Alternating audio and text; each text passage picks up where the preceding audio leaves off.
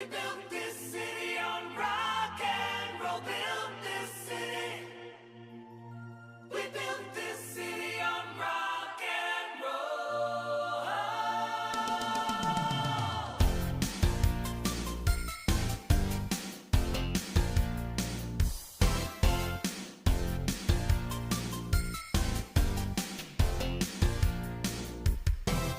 Say you don't know me or recognize my face. Say you don't care who goes to that kind of place. Knee deep in the hoopla, sinking in your fight.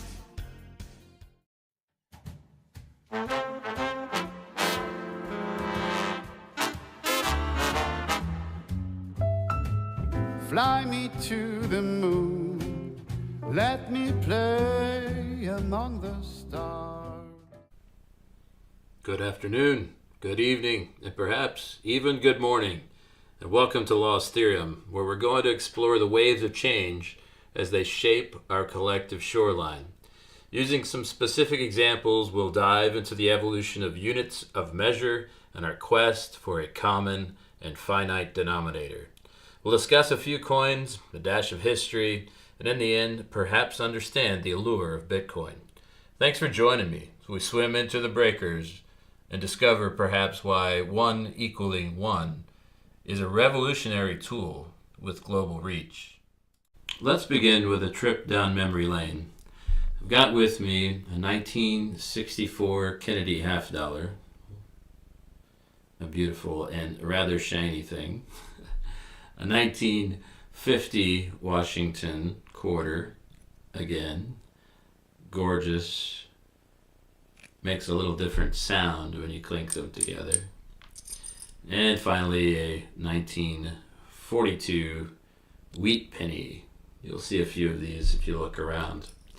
The Washington quarter and the Kennedy half, both made up of 90% silver, 10% copper, and even the humble penny boasted 95% copper.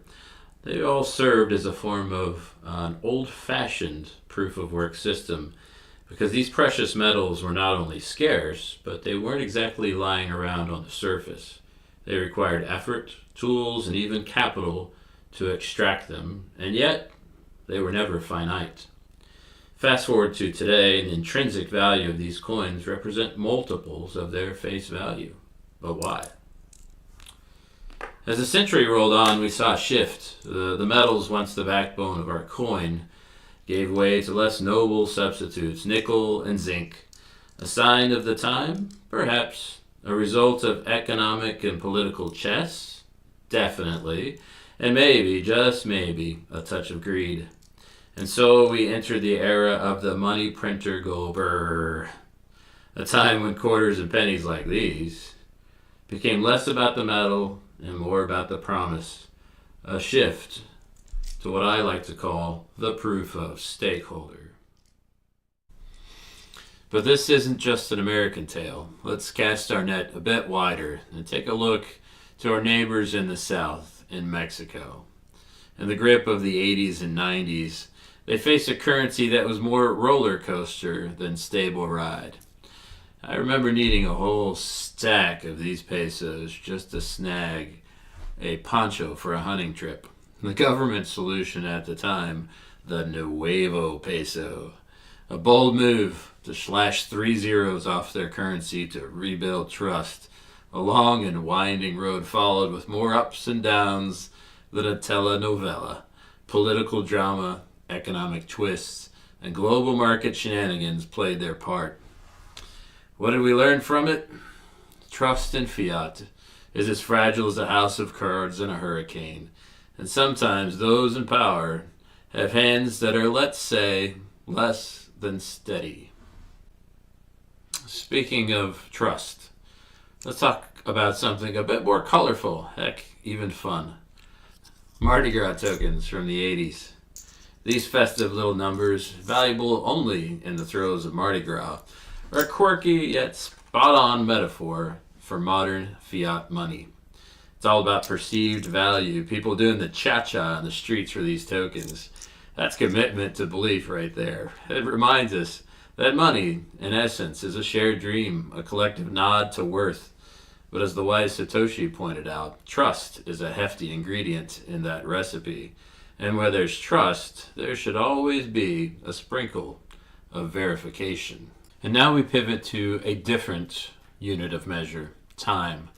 From the ancient monuments tracking winter and summer solstice, to the humble sundial approximating the time of day, to the intricate gears of more modern clocks, we're a species enamored with accurately tracking the passage of time. Take this 1913 Hamilton pocket watch as an example.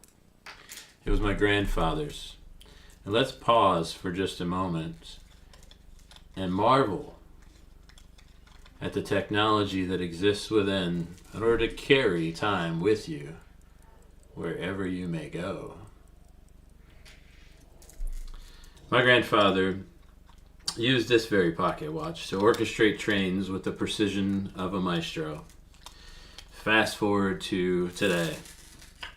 My digital watch, a tiny tech marvel that does a cosmic dance with an atomic clock far away in Colorado, tracking a radioactive decay of cesium and transmitting data all over the globe so we may all get to experience the Olympic torchlighting together as one. This quest for perfect timing mirrors our currency journey, each tick moving us toward a future where accuracy and universality reign supreme. And now for the star of the show, Bitcoin and protocols derived from it, such as Digibyte. These digital mavericks step onto the stage, no need for stage managers or traditional banking spotlights. Bitcoin is a unit of measure that cuts the trust cord, finite and verifiable by its very nature. For the first time in human history, we have a universal unit of measure that needs no handshake or nod of approval. It's a new chapter, one where blockchain takes the lead, cutting trust out of the value equation. With technology, there truly is a first time for everything. And as we sail towards the singularity, we need to ponder our place in this digital symphony. Thanks for joining me on this first episode of Discovery. A special shout out to the Bitcoin Live family for their invitation and insights. And remember, if your coin is sitting on an exchange, you're dancing with trust in a system designed to be trustless. In other words, not your keys, not your coins. Until next time, keep your coins close, your watches synchronized, and your mind open to the tides of change.